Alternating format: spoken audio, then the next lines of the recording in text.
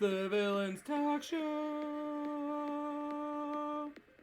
with C4, Sara, Vike, Insanieac, and Sir Jeremy and the Great Grease Goblin. Sounds like a fashion show. Thank you. I like to think I'm that good looking. Hello and welcome. You should do like a little chest shake dance when you start the Villains show. No, you shouldn't. Hello and welcome to the Villains Talk Show. We are the Villains. I am C4, accompanied with Sara, Vike, and Insanieac. Unfortunately, Sir Jeremy is out tonight with the family, and Grease Goblin is working. We normally do our shows on Wednesdays, but we were all busy. It was St. Patrick's Day. I celebrated in my house. It was nice. It's nice. I missed last year. I mean, my hair's green. It's whatever. Anyway, but we're doing the show today, and today. What was that? He said you gotta wear something that's cheating. You don't get away with just having green hair. I wore this yesterday too. Actually, I didn't say that. I wore this today. None of us can see what you're wearing. Yeah. It doesn't matter. If you have your green hair, then you can't get away with it. It works. Did it for the day, no, that counts. I'm Scottish anyway. It counts. No, if you live that all the time, it's not a change. Scottish and Irish are not the same thing. Anyway. You should know that. We have our guest here. Her name is Fern. She was supposed to be on Sunday, but we started too late for her, which is understandable. Known her for a long time. She is here to talk about our topic today, which is scouting camps. Reason why she is our expert or our guest on today for that is Fern here has been, at least, I mean, recently, as you were just telling us, you haven't been part of the Scouts program for a little bit just because of how busy you are, but you've been essentially part of Scouts for, I'm not even going to answer for you because, what was that? My whole life, basically. I'll turn you up a bit. But yes. And the only... There's no reason to turn me up. I can get loud enough, don't worry. So I started with... So there's actually a difference between Scouts and Guides, which is the first misconception. Technically, they were originally started by the same, power couple, the Baden-Powells. So there's Lord Baden-Powell and Lady Baden-Powell. I don't, do you want me to, just jump into history? Because, Hey, you just start talking. Yeah, you just start talking. We don't know nothing, so please. Okay, so, Scouting 101. So my dad and brother were part of Scouts, so I don't know this, but I've always wondered, so I'm very interested to hear this. So it was originally started by, you know what, I'm gonna grab my books to make sure that I'm fact checking. But it was started by Lord Baden-Powell, and he was an extremely brilliant, super interesting gentleman who was around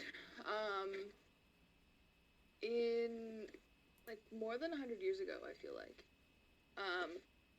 The Boer Wars, maybe before then. No, after. And he was really interested in quite a bunch of different military tactics, and he wanted to get the youth involved in not necessarily the military itself, but he wanted to find a youth program or a way to train youth to be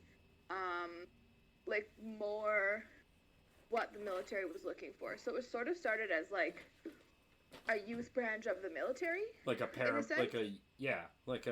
youth military arm. Yeah, exactly. And it came from the term scouting is, in a sense, he coined it or started using it because of the word scout to scout ahead, and he was looking for people that were always prepared, which is why our part of the scout law is to be prepared. I'm sure you've seen this promise. When he did it originally, he started it with wolf cubs. And they're actually based off of the Jungle Book and Mowgli. So when you're a wolf, when you're a cub, there's like all of the leaders will take a scouting name, and often traditionally those scouting names will be like Akira or the like names from the Jungle Book, and then you become a scout after that. What's the name of and then the a rover snake? after 17. That would Sorry? be my name. I was just thinking my name would be the snake from the Jungle Book. But please continue. I don't remember what the name of the. I don't know how far back it goes, or how like. It depends on the troop. Like some Name will was only just Cobb. do. That's The Yes, movie that sounds right. name might not be accurate to the book name either, though. There's Yeah, the original lots one. of Oh, in differences. the book, I think it was called Sue. Yeah, I'm not sure. I probably actually have the book here. But please continue. So now I'm just because I've done this for a while, I have been out of it for a bit. So I don't really I'm not sure I would consider myself an expert. Mm-hmm. So if there's anything that's inaccurate, please let us know in the chat or later on. So yeah, so it was originally started to like teach kids the kind of stuff that he was learning. That it's actually been a pretty common theme for ages. You know that like kids these days they don't spend enough time outside, and that was true even when Bait and Powell was starting. And so he wanted to like make a handbook for boys to like learn some of that militaristic strategy and like learn how to be super cooperative, which was his hope. He wanted to teach them like handicraft and like first aid and survival skills, and like good manners. There was a bunch of like gentlemanly court proceeding stuff, type manners and what have you, in his original books and his like training manuals is what they called them. And it was meant so that you could like buy a book in the shop, and while like having a leader was a good idea because you wanted these kids to be supervised, you could almost start it like as a kid yourself. So you could buy a book and then your friends could buy the book, or you could share the book and like you and your group of pals could rock around and learn something and do some cool stuff. And That's he cool. used a lot of stories. Yeah. So he used a lot of stories in his teachings and some like legends and what have you. Talks about chivalry and the code of knights and all of that stuff so that you could like learn a lot about it. He was really interested in observation and making sure that the kids knew what they were doing. Talked about knife skills and all that stuff. But it like blew up. Absolutely blew up. The first original version was in 1908. This is a reprinting. So when it blew up, they decided that they were gonna do like a scouting jamboree, and they still have jamborees today. But this is like one of the first one. It was the World Jamboree. Does anyone And else I think don't of like a remember where it giant was band held. and like carnival rides Yeah. and I like definitely think of that too. nice like a big jam. jamboree? Except they're all just wearing army fatigues and. Yeah. When I thought of jamboree as a kid, I thought of like a jam sandwich, and that's obviously Oh. not what it is either. Why hasn't no one I made a know. jamboree jam sandwich?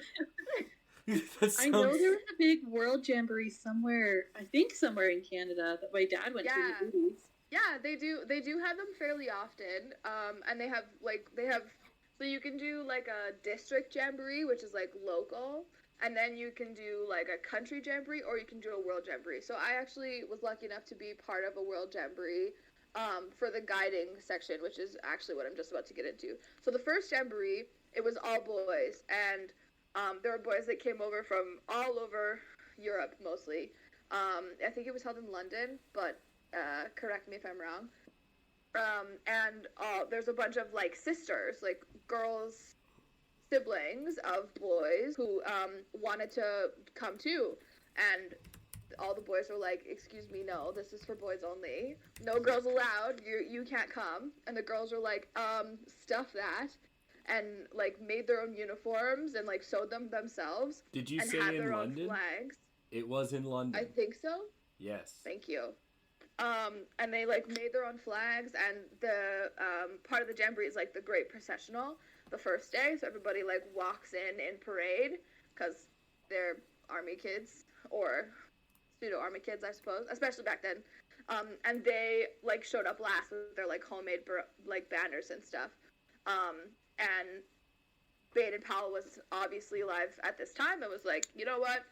Like, I don't know anything about girls. I don't know anything about what girls want to do or what girls want to learn, but maybe you do. So it started out with his sister, and then later on his wife, who's now known as Lady Baden Powell, and she started a similar sort of handbook for girls.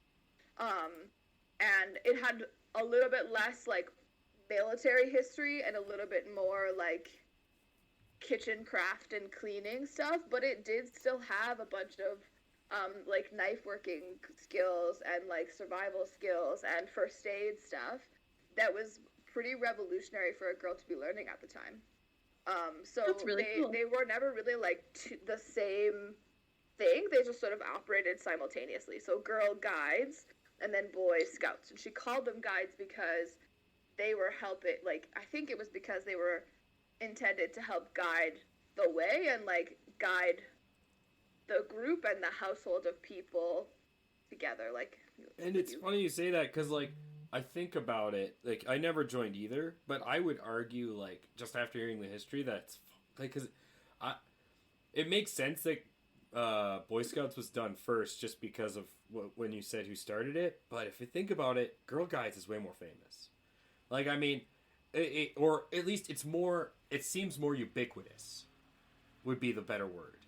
Like you don't like. I'm familiar with the definition of ubiquitous. So ubiquitous means more widespread, and more common. So like I was less likely growing up to hear of a boy in Scouts, and if they were in Scouts, it usually meant they eventually went on to like cadets, and I think I knew maybe one boy when I was growing up who did that, but like in terms of Girl Guides, like when I knew quite a few girls, like it was at least like 1/5 or 1/4 of my classes, the girls were always in Girl Guides, and so it's just funny. At least in my experience, it was more prevalent, and it was more it was more not accepted, but it was more like when my little sister didn't want to do definitely. Yeah. So I definitely had the opposite experience, but maybe that's just because my family was involved in Scouts. But I don't. Yeah. I honestly think you're the first girl guide I've met who has told me she's a girl guide. Forever. Yeah. Well, I never knew any girls. That's fair. So I don't necessarily have the most common books. I will just pull out some of the ones that I do. Oh, we're getting a free apartment tour. Free library tour. Oh, thanks, Fern. It's awesome. Yeah, I have quite a few books just because I honestly do really enjoy the history of it. And I think part of the reason is because like it's become more prevalent because there has been some controversy for Boy Scouts in the past. Yes. And I can't speak to it super duper too well, but I do know that Girl Guides has made a very concerted effort to make sure that just because we have been previously called Girl Guides doesn't mean that it's specifically one gender focused. We have been known for a lot longer than people give us credit for being open to having people of all races, people of all colors, people of all creeds, and people of all genders. So, I mean, there's been quite a lot of newest information that the guiding organization as a world organization has come up with in the last even 7 to 10 years that I'm unfortunately can't speak on because I haven't been as heavily involved as I would have liked to be. But there's definitely been a lot of moves made to make sure that we're super duper inclusive. So, yeah. When you started with both Boy Scouts and Girl Guides, and I'm going to continue calling that partially because I don't know what they're calling themselves now. I don't know if it's just guides or if they've changed it. I know it's Scouts Canada now. I do know that. It is Scouts Canada. It's now Okay, Scouts Canada. In Canada, it's Scouts Canada. I don't know what it would be in the States. Yes. Let's look It it is up not. while you keep I- talking. I'm here. Unless Insaniac Alright, wants to check do it out. that. And then I guess already know Guides the Canada. answer, John. I know the answer, Sure. and it's Boy Scouts in the States. Ooh. I don't know about It the is called girls, Boy Scouts. but it is called Boy Scouts in the States. It is a separate organization completely. Mm-hmm. I'm not familiar. So, with that. Scouts Canada and Guides Canada, when you like go up through both programs, originally started out for kids. I think they were the same age as like the original name. So like Guides and Scouts are like junior high level. So even to like this day, when I'm trying to like keep in mind about what age group things are, I still reckon it back to Guides and Scouts because that's the way that I grew up. But Guides is grade 4 to grade 6, if I remember correctly. No, grade 6 to grade 9 is Scouts. Grade is Guides. Yeah, I know. I used to know for the Scouts. I don't know if it's. I don't think it's changed, but as of probably like 5 years ago, it was 6 to 8-year-olds are Beavers, 8 to 10-year-olds are Cubs, 10 to 13 or so is Scouts, and then beyond that, as teenagers, you're Ventures, and then when you're young adults, you're Rovers. Yeah. So Okay, I don't I've know got the it here. the guy's equivalent. Okay. So I'm slightly wrong. So Guides is 9 to 11. And then they made a younger group for 7 to 8s, and they called them Brownies. And then they have an even younger group for 5 to 6s, and those are Sparks. And then once you age out of Guides, you can be a Pathfinder from 12 to 14. And then they call them senior branches from 15 to 17. And the senior branches often will do their own trips. They can go all over the world if they do the fundraising for it and if they do the work to get there. And there's lots of planning and stuff involved. But they're also often expected and encouraged to help out with the younger groups too. So I started in when I was 5 years old doing Sparks, and I went all the way up from Sparks, Brownies, Guides, Pathfinders, and then I was a senior branch for a while. And when I was in Guides, I believe, Guides and Pathfinders, somebody can do the math on it. Don't tell me what the math is, but somebody can tell me. I'm pretty sure I was in Guides. I went... Sarah, you're a math teacher. Do the math. Well, she needs to tell me Math what now! first. No, we said math! In 2006, I went to the World Jamboree, or what's equivalent of the World Jamboree, for Girl Guides. So they called it... Oh, man. It is still Go Guides, by the way, at least from what I'm finding online in Canada. Okay. It's just Scouts Canada that changed it. Scouts Canada and Guides. Yeah. Is that, but there was a World Jamboree in Guelph, Ontario. So I did a lot of grant writing and a lot of fundraising, a lot of bottle drives, so many bottle drives, to get enough money to take... And I went with a provincial troop. So when you first sign up, should you choose to sign up, either as an adult mentor or as a child or a caregiver of a child, when you go onto the website, you can tell them where you are, and you can tell them what age you're looking for, and they'll match you up with a couple of different groups that are in your area. You can tell them what night you want to meet, and every unit is slightly different. So they all start with a book. This is a very old Pathfinder book. I don't know if it's got the year that it was put in, but this is a Pathfinder book that I used. So this one came out in 2006, so it doesn't look like this anymore. But you start with a book, and there's lots of things that you can learn in it. There's a ton of badges that you can learn. You get the very quintessential, like, badge sash across the chest with the uniform. And with every unit, every group of girls that you work with, it's up to the people that are in the unit, the leaders and the girls, to figure out what it is they want to do. So if there's girls, or if there's kids in the unit that are super interested in, like, hiking or survival skills, they might do a lot more survival skills. If they're more interested in shopping, or if they're more interested in science, maybe they're going to do more of that kind of stuff. but there's the intention for the books has information from a broad range and a wide variety of stuff, and the kids get to make it their own, which is really cool. And what that means is if you were a guide and you were disinterested because the group that you were with didn't deal with things that you were interested in, then honestly all you had to do was find a different unit that may or may not be meeting on a different day and probably having a totally different experience. So it always kind of breaks my heart when people are like, yeah, I used to be a scout or I used to be a guide and it was boring and dumb. And I'm like, no, you just weren't with the right people. It's legitimately a really awesome program. Well, it kind of reminds me of I mean, I was part of a Jewish youth group growing up, only for a couple of years, and I remember that did help me quite a bit, considering all the camps I'd went to were horrible before that. I was like, I was trying to think of it before we started. I was talking to Insanieac and Sara about it. Oh, I don't think I told Insanieac the story, but my first camp was I went to a Christian camp. My parents didn't know it was a Christian camp.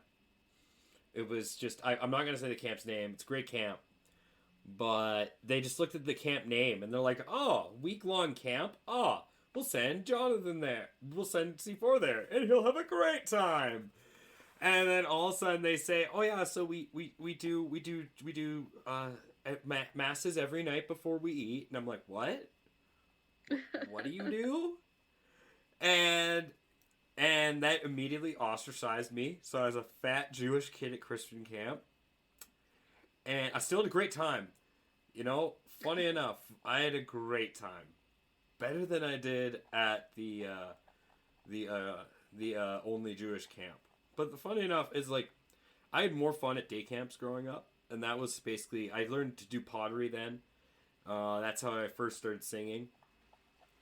Definitely, like, again, it depends on the unit, right? Some people really love doing the overnight camps, and, like, they will take their kids backpacking. Like, I have seen the guides, which is the 9 to 11-year-olds, who will go backpacking.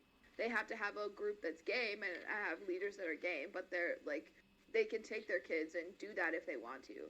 Like, the Girl Guide unit, or the Girl Guide, like, organization is totally allowable for that. But then there's some that would much rather do weekend camps, and whether that's weekend camps in a tent or whether that's a weekend camp in an established like lodge, or sometimes they'll just do day camps. And then even as a guide, we did sleepovers. One of my favorite sleepovers was I'm realizing the mild insensitivity of this topic. It's not mild, it's kind of insensitive, but our parents conspired with my guide leaders to, like, take us away from our parents and, like, surprise us with a trip. So it was like a kidnap camp, which, looking back, probably was not amazing. I was good. But I mean, like, literally, we were all up, we were all, like, still in our pajamas because it was supposed to be a pajama day. And just, like, the leader, we knew we were going somewhere, but we didn't know what time. It was just like, we're gonna have a trip today with the guides. And they showed up 3 hours early and were like, we don't care that you're not dressed, get in the van, we're going somewhere. So, like, it was intended to be super funny and great, and it ended up being amazing, and we had a great time just, like, rocking around. And then at the end of it, we went to the, there's a Calgary, in the town that we're in Calgary, there's an office building that used to have, like, a merch shop. And it shares a parking lot with Scouts Canada. Scouts Canada still has the merch shop. Calgary Guides does not. Unfortunately, it's all online now. But they have these badges that say it's a sleepover on them. And we, like, didn't expect to get a badge because usually you have to earn them. But they were like, you guys did so good, and you, like, listened to all of us, and we had a great time today, so we have these badges for you. And we all, like, flipped them over, and we're like, what? I don't understand. Like, what is this? And it says it's a sleepover. And we're like, why are we getting a sleepover badge? Like, we didn't sleep over. Like, why? And they were like, it's a sleepover right now. That's so exciting. Like, it's a sleepover. So we actually ended up sleeping over, like, in that kind of office building. And it's still one of, like, my favorite memories of that was, like, the spontaneity of it. Because it was such a small unit. We could just do fun things like that.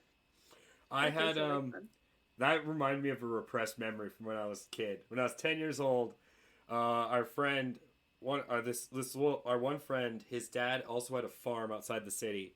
And when he turned 11, we all went on a camping trip, or we all went out to the farm in the middle of winter. And we're 10 years old, and he made us sleep in this cabin with a wood stove. So we had to keep our stove going. They didn't. We kept our stove going. And then when we wanted food, he gave us traps, like actual bear traps. Wow.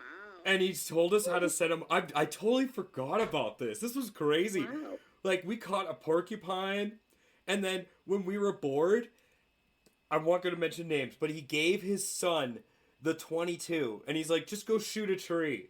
And we're like 4 10-year-old boys in the middle of nowhere, in the middle of winter, just, shooting a tree with a 22, laying out bear traps. And I'm thinking about it as like, man, sometimes, like the idea Honestly, of just like, being Superman, like the super idea of the super manly guy, because that's what his dad was an old farmer, big tough guy. And my friend, if he ever watches this, I don't mean anything bad, but he was he's scrawnier than a twig.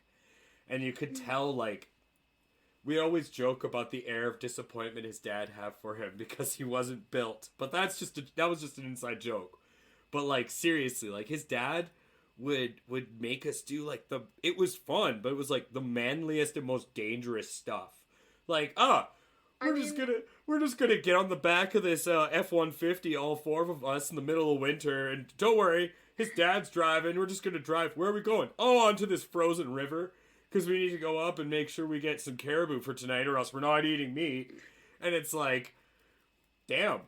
I can't believe, like, I was so young, but I can't believe I forgot about that trip. Other than that last paragraph, that kind of sounds like a pretty quintessentially scouting experience. It's just, like, there's obviously a lot of, like, paperwork, and there's a lot of insurance. There's quite a lot of, like, paper, and there's quite a bit of training as a, like, Girl Guide leader that you need to complete in order to be considered a Girl Guide leader. There's like, a pretty strong vetting process for obvious and unfortunate reasons.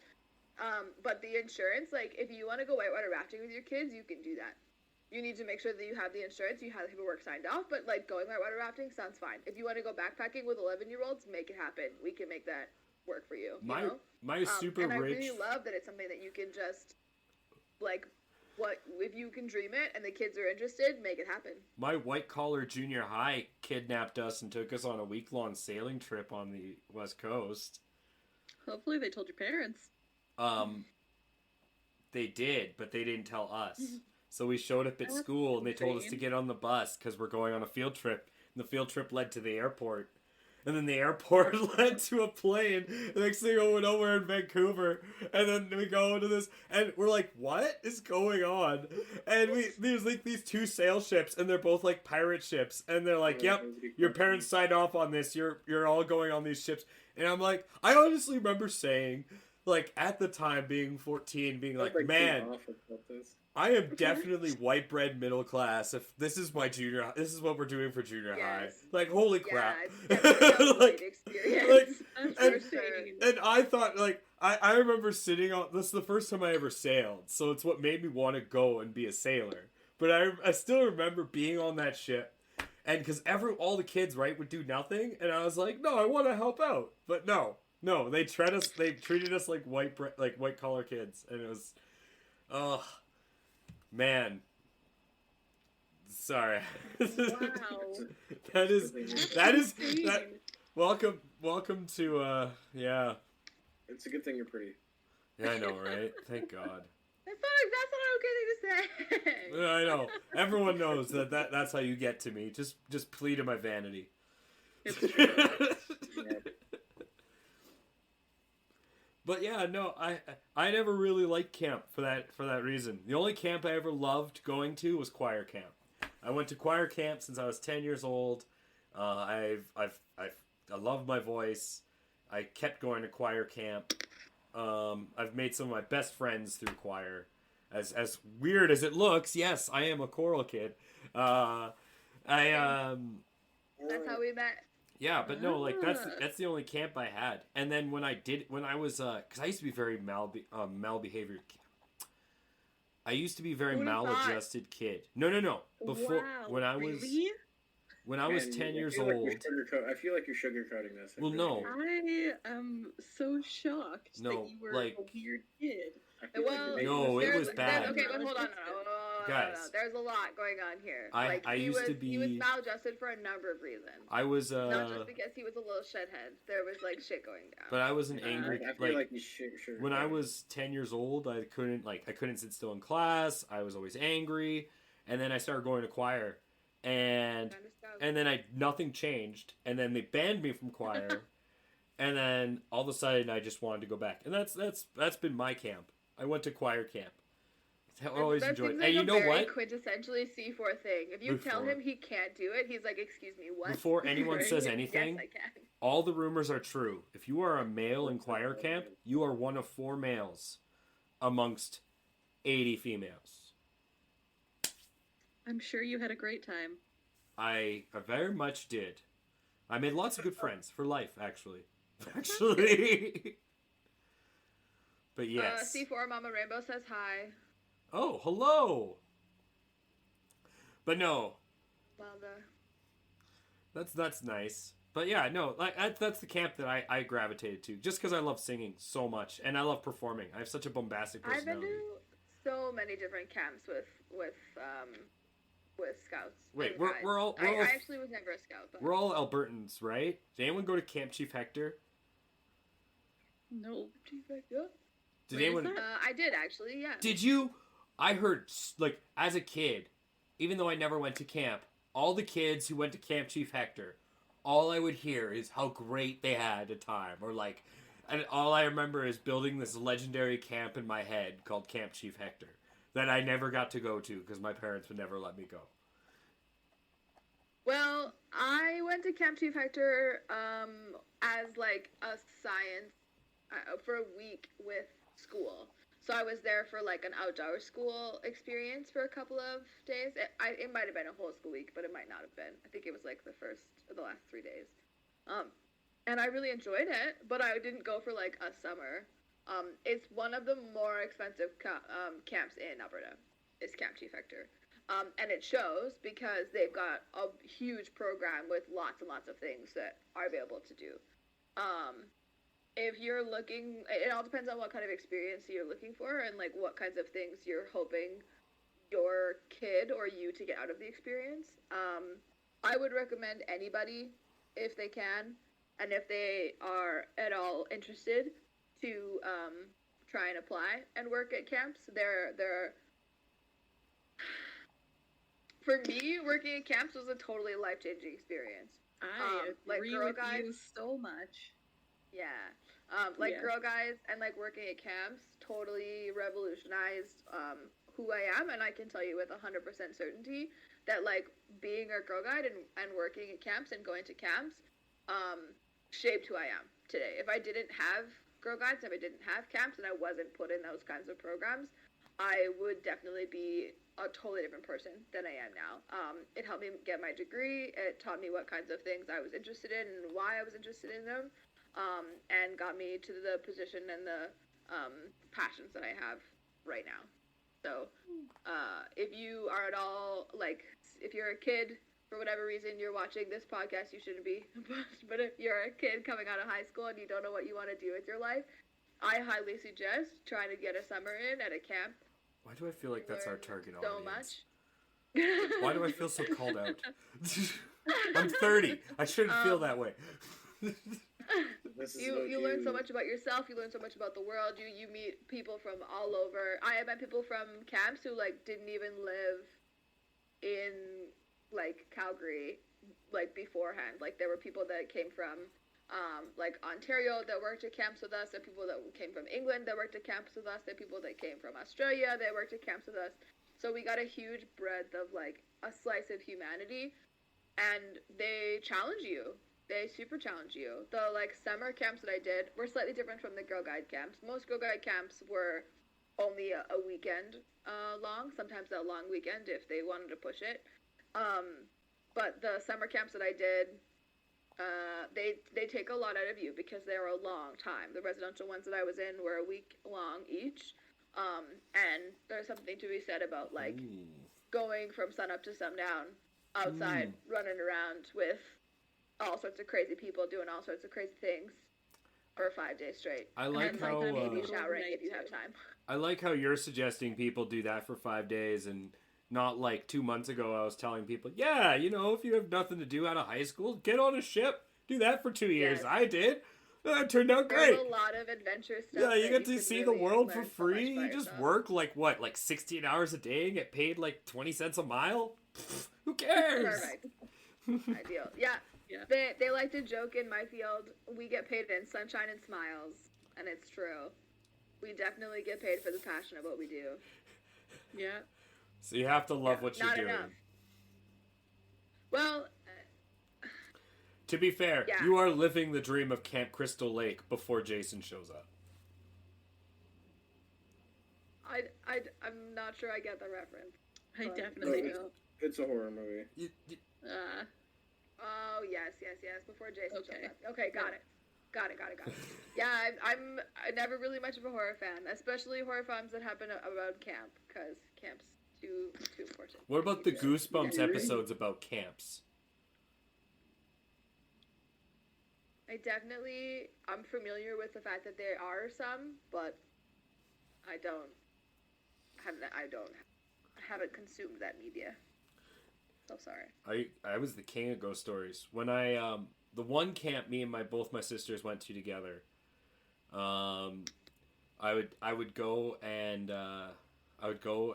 tell my sister stories, and then I'd go back to my cabin because all my cabin mates were still awake because my little sister was young, so I got to go say goodnight to her because she was young.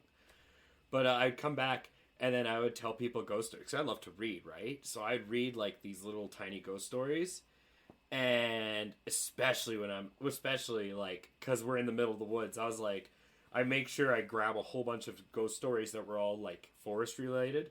So at night, like some days, I would just start reading ghost stories aloud, and it was awesome. I loved it. I love scaring kids. Even at choir camp, that was my thing at choir camp. I was the bass singer, and I'd go around to all the young boys and girls with the chaperones, and I'd read them ghost stories, and they hated me for it, but they loved me for it. Camp. They loved and hated me for it because I would do voices too, and then it would always be either really scary or really funny. You know, ones that would scare you, and then they'd just be stupid. So yeah.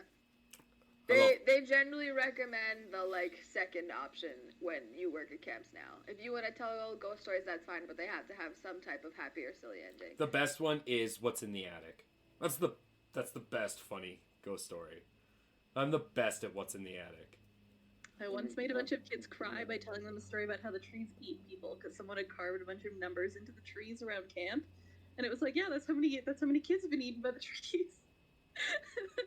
They weren't even that little. They were like 10 years old. I was like, no, that shouldn't have made you cry. Be tougher!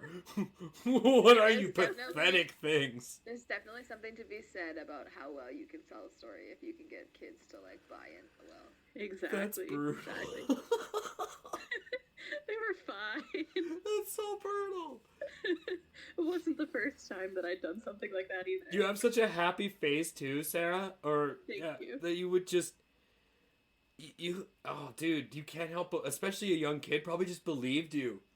And oh no.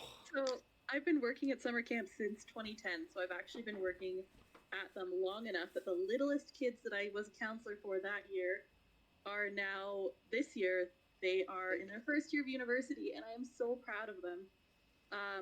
But I mean, I know as a fact also that they're fine, and there were no lasting consequences of telling them the trees were going to eat them. So they have therapy 30 years later. The trees, they keep staring at me. I mean, possibly. But now they know the real story behind the person who carved the numbers on the trees, so I think they'll be fine. It's what you guys don't know is I've lived for thousands of years in this area. This is just the most recent form I've taken. Why do you think my husband hasn't been seen in decades? I mean, he is definitely seen, though actually they see a lot more of me than of him, so they might believe that. Oh, that just means the puppet's working well. One of them asked me a while ago if he was still alive. See? I think Next every horror camp story has fight, like actually. a very super local ghost story like that. Like the camp yeah. that I grew up at, There's it was also the the goat lake shark. man who like lived. Yeah, Lake Shark definitely. Yeah. Who like Shark, lived dude, in the dude. back hills, and he was like a satire type, like a satyr type, whatever. What is it when it's like bottom half is like goat? and Oh the yeah, top that's an Alberta legend, the Goat Man. That's it. Yeah, the guy, some guy that satyr, okay, Is that how you say it? yeah, up at Rocky Mountain House or something. But that's I've what? Okay, we'll end on this. So camp ghost stories. I'm at a camp. We're camping in the middle of the woods out in Kananaskis. And we're Camping at all the camp. and Oh my God. yeah, no, we're on a campground because it's like it's like a. But anyway, it's a whole bunch of Jewish kids like and counselors and stuff. And we're there and we're just there for 3 days, and we're having a fire at the fire pit, and all of a sudden we all look because we all stop because we're playing music, and the guy at the guitar stops and we watch. In the middle of the night, this guy bikes through our campground. Like Just- a bicycle? Yeah, on Or a like bicycle. And one of the counselors jumps up and he's like, "Hey, buddy, you have no lights, buddy!" And he starts yelling after him, and the buddy just bikes back into the path. Okay. So then we're like, okay. And then about 10 minutes later, we see him bike again from the same side back to the same side. He didn't go from here to there. He went all of a sudden back on this side and did the same path as if he did it, and we all stopped. The next day when the park ranger came to empty our garbage bin, like from the bear bins, one of the counselors said, "Yo, we saw this guy biking without lights." Immediately, the park ranger described who we were talking about, and they're like, "Oh, you saw Bobby." Bobby is an actual ghost in Kananaskis. Apparently, he's a cycler who died on the path due to like he was mauled by a cougar or something, and he's one of the most prevalent ghosts in that valley, and we saw him twice. I will exciting. always remember that. From then on, I forever believe in ghosts. Because I was there, there was like 20 kids and like 5 chaperones and at least 2 full grown adults at this camp, and we all stopped and watched this guy bike through twice. Maybe that'll be our next topic: ghosts and hauntings. Oh, Man. we should really go back to ghost stories. We did that one early, and like we had Justin on. That was some good ones. Anyway, I would like to thank Fern for coming on and telling us about scouts. This was actually a lot of fun. Very knowledgeable. Thank you It was so really much. cool to learn about it. Thanks. I hope I did it justice. If anybody's at all interested, please check it out. Thank you, Scouting is Insaniac, really for amazing. monitoring the chat. And as always, this is Insaniac, Sara Vike, and of course me, C4. We are the Villains of the Villains Talk Show. Hopefully next time Grease Goblin and Sir Jeremy will be with us. But until then, thank you all for watching. I'm sorry you had nothing better to do, but I'm glad you spent it with us. Like, share, or just follow. I mean, you could just follow or download the app. Still The gotta app, put my likeness.com, my just tag likeness.com. in the intro, you know that. Otherwise, thank you again. We'll see you on One Shot Sundays. You still gotta put my tags in the intro and outro. You know what I mean? Bye! You gotta send me that so I can put them in the outro. God, I love this song. It's definitely from a fashion like show. You should definitely do like a chest shirt. You need to add my tags. I know. I really do need to add your tags. You need to send them to me. It's my name. What do you mean?